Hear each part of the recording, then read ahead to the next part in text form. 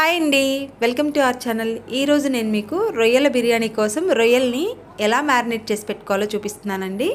ముందుగా అర కేజీ కడిగి పెట్టుకున్న ఫ్రెష్ రొయ్యలు తీసుకోండి. ఇవి మీడియం సైజ్ రొయ్యలండి.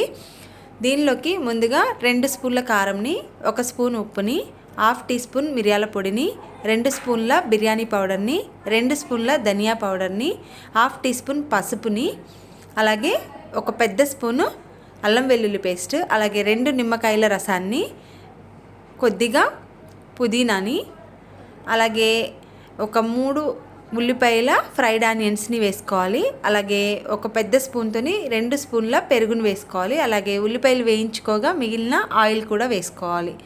ఇదంతా కూడా బాగా రొయ్యలన్నిటికీ కూడా మసాజ్ చేస్తూ బాగా పట్టించుకోండి. అంతేనండి.